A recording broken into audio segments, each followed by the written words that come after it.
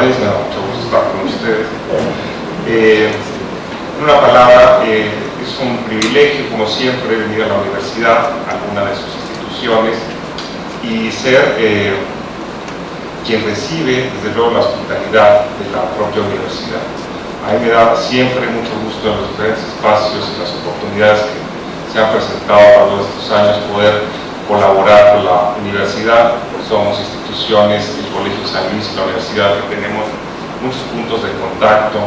en muchos sentidos, especialmente en lo que tiene que ver con la reflexión social, la reflexión política. Debo decirles que muchos de los alumnos del colegio, específicamente de nuestro programa de estudios políticos e internacionales, por fortuna son egresados de la universidad y hemos podido atestiguar a lo largo de ya muchas generaciones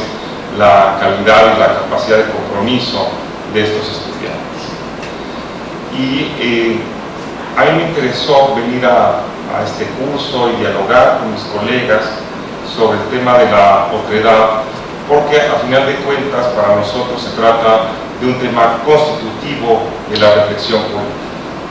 La reflexión política desde un inicio tiene que ver con la manera en la que nos asumimos a nosotros mismos y creemos o deseamos que los otros también nos empiecen a concebir. Y encontramos desde el principio de la reflexión política una clara noción agonística de la propia concepción y de la concepción del diferente.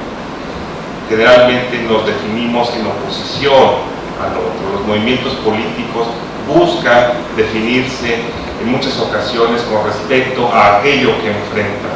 Aquello que enfrentamos políticamente, sea el autoritarismo, sea el racismo, en alguna medida también contribuye a configurar nuestro propio rostro.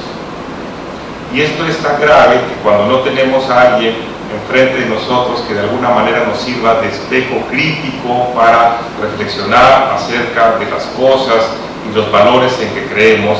eventualmente también esto nos conduce a alguna crisis. Recuerdo en este sentido una anécdota de algún republicano español, una vez que había fallecido el dictador, después del año 75, realmente había un problema para saber cómo se iban a definir en términos de una democracia española que apenas estaba surgiendo en la segunda mitad de los años 70. Cómo el Partido Comunista, cómo algunos miembros de fuerzas de izquierda tradicionales iban a aprender a convivir en un código distinto, que no había estado en su ADN, en el ADN de su formación política, en la formación de sus claves iniciales de entendimiento de la política que había madurado a lo largo de más de 3 décadas de la dictadura franquista. Y en este desconcierto y en este aprendizaje frente a una nueva realidad cruzada por valores y prácticas de carácter democrático, alguno de ellos decía: carajo, creo que contra Franco estábamos mejor. Es decir, contra Franco cuando menos sabían quién era, y la propia definición de su actuación política estaba todavía por definirse en los primeros años de la transición política. Eso constituye, insisto, una de las claves de bóveda para poder entender la relación política desde el principio.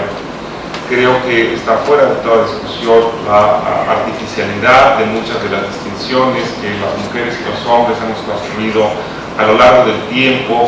para distinguirnos unos de otros, para establecer fuentes de legitimidad del poder político o para aprovecharnos unos de otros. Mi entrada en términos teóricos para este curso y para esta presentación tiene que ver con cómo esta reflexión en relación con la diversidad, con la afirmación del pluralismo, con la admisión de la interculturalidad puede dialogar con las instituciones políticas concretas. Cómo, en el mejor de los casos, podemos establecer importantes puntos de contacto para que desde la abstracción, desde la reflexión filosófica, desde la creación teórica, eventualmente también podamos tener insumos valiosos, supongo que así es, para poder construir edificios institucionales que sean razonablemente funcionales en razón de sociedades, de la existencia de sociedades cada vez más complejas y cada vez más plurales. Cuando esto no ocurre así, cuando no encontramos instituciones políticas que efectivamente puedan procesar de una manera más o menos funcional la existencia de las diferencias, encontramos desajustes muy importantes en la vida política de las comunidades. Encontramos zonas de desajuste que eventualmente se transforman en desequilibrios y en momentos de inestabilidad política muy importantes en la vida de los regímenes políticos. Pongo un ejemplo concreto. Durante muchos años, el régimen político mexicano difícilmente sufrió transformaciones en la era posrevolucionaria, mientras que las reglas en temas como el presidencialismo, la duración de los cargos, la regla de la no reelección, prácticamente se mantuvieron intocadas a partir del año 32 aproximadamente.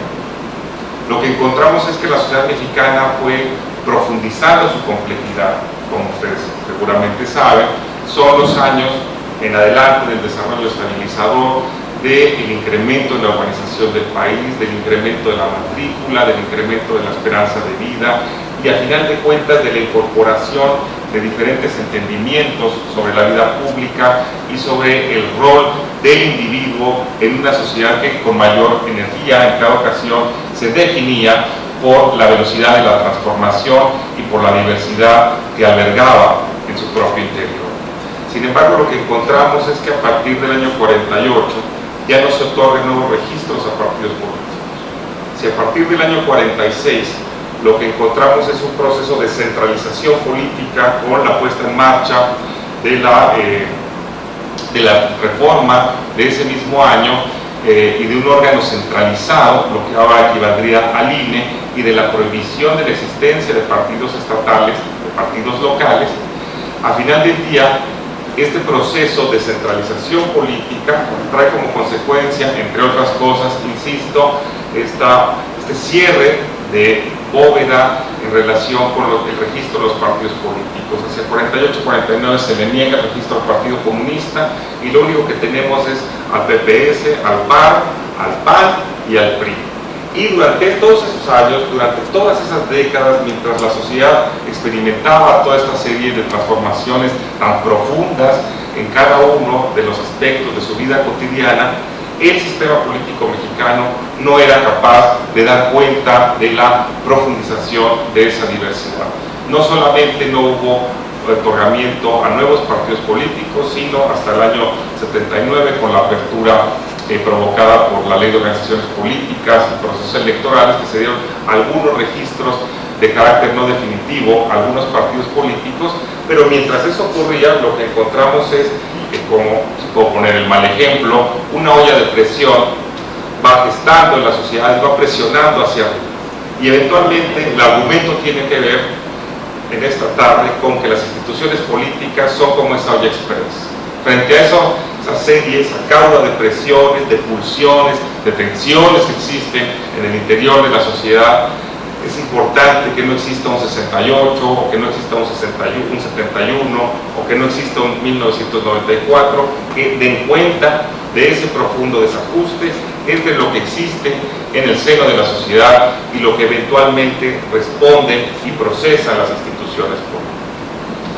En el presente, no quiero extenderme demasiado, encontramos una profunda desafección con el funcionamiento de las instituciones políticas y encontramos también una profunda distancia del reconocimiento de los mexicanos entre nosotros. Parece ser que los mexicanos nos odiamos a nosotros mismos, amamos a nuestro país, pero odiamos a nuestro Estado, ¿no? Y si somos bastante patriotas, eso dicen las encuestas, pero las mismas encuestas nos demuestran que odiamos en buena medida al que está sentado a nuestro alrededor, digamos, al que comparte con nosotros la vida cotidiana. Y esto es muy importante porque en el presente existe una importante interrogación desde la academia, y estoy seguro que también desde la práctica política, para saber cómo acompasar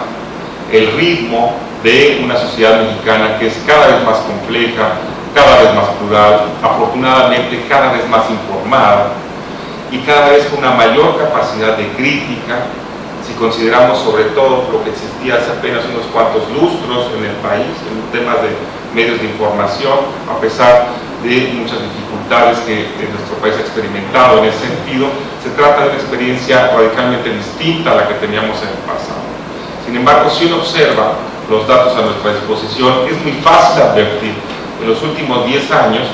que básicamente nos hemos ido al fondo de la tabla, para utilizar un término futbolero, en términos de la apreciación sobre la democracia. Mientras incluso países como Honduras, países como El Salvador, que uno pensaría que han padecido y padecen un atraso político más importante en relación con el nuestro, lo cierto es que han avanzado muchísimo bajo el mismo indicador de legitimidad democrática y de confianza en el régimen democrático, mientras que por el contrario, México se ha afirmado en los datos de la realidad como un país que cada vez confía menos en la democracia y sobre todo como un país que cada vez confía menos entre cada uno de los habitantes. México posee uno de los niveles de confianza interpersonal más bajos de América Latina, más bajos de la OCDE, que es a donde queremos pertenecer a final de cuentas. Y eso es muy importante. Desde Tocqueville, la capacidad que tienen las sociedades para establecer vínculos de comunión, para establecer lazos de entendimiento, para establecer hilos conductores de comunicación, tiene que ver con la salud del régimen político en general. Y lo que observamos a partir de la información a nuestra disposición es que el mexicano, las mexicanas, difícilmente se asocian para resolver los problemas que les son importantes.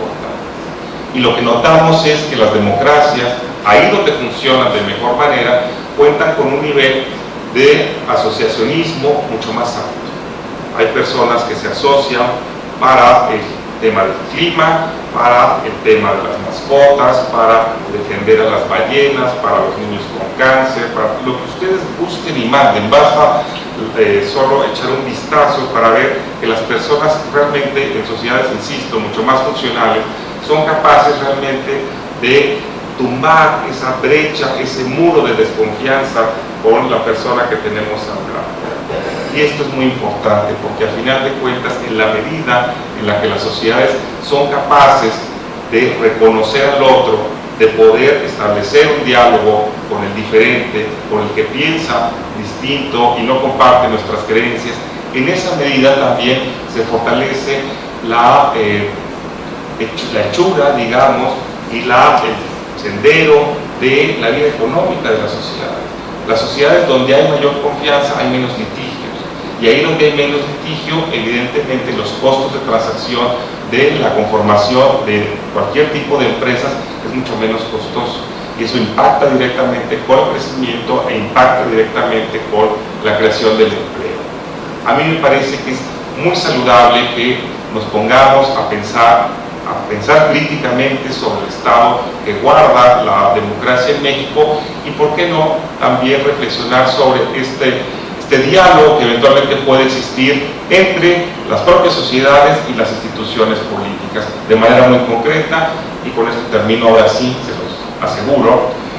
Podemos pensar en instituciones como la reelección. Efectivamente, ¿cuáles van a ser los efectos de la reelección para una sociedad que tiene crisis de representación política? ¿Cuáles van a ser los efectos de los gobiernos de coalición?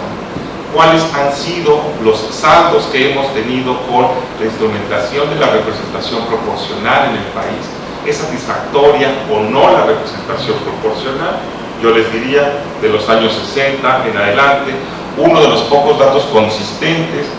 a nivel internacional es el crecimiento y el fortalecimiento de la representación proporcional en los países. Y esto es importante porque hay que recordar que la representación proporcional permite que aquellas voces minoritarias que existen en la sociedad tengan voz en el proceso político y puedan realmente pasar de esta participación en la sociedad a la participación en el régimen político y en la toma institucional de las decisiones. Y sin embargo, México goza de muy mala fama. Yo les diría en esta parte que sería importante acaso no confundir el que efectivamente algunos representantes electos bajo representación proporcional son verdaderamente impresentables con el mecanismo que le da lugar a esto. Y considerar que la representación proporcional, ahí donde existe,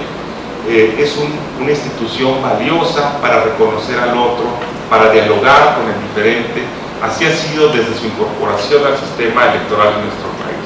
Es mejor que estén en la Cámara de Diputados en lugar de que fuerzas radicales estén impulsando actividades de carácter extrainstitucional o extraformal, asumiendo valores claramente antidemocráticos, centralmente la afirmación de la violencia. En ese sentido, a mí me parece, solo por poner unos cuantos ejemplos, que vale la pena hacer que la reflexión filosófica, que la reflexión antropológica en torno a el conocer al otro que nos deletrea, como decía Octavio Paz, al otro que nos interroga, al otro que esencialmente pone en crisis nuestros valores. El diferente lo que hace es poner de una manera radical sobre la mesa, restregarnos en el rostro que aquellas cosas en que nosotros creemos no son necesarias, sino son contingentes. Y nos recuerda nuestra esencia, esencialmente contingente, como mujeres y hombres en la tierra de manera provisional. Creo que más allá de otro tipo de argumentaciones, y esa sería mi propuesta, valdría la pena, insisto, incorporar la reflexión desde la abstracción y hacerlo para el caso de San Luis Potosí también, por supuesto, de la reflexión de diferentes ramas del pensamiento social, con algo que para algunos es un poco más prosaico, pero es lo que nos ha dado de comer a muchas generaciones de politólogos a lo largo de los últimos años, que es la reflexión sobre el funcionamiento de las instituciones públicas. Ahí dejaría mi participación esta tarde. Me gustaría mucho agradecer la invitación y la hospitalidad del instituto, como siempre, de mis compañeros durante el seminario, y a todos y a cada uno de ustedes su presencia esta tarde. Muchísimas gracias.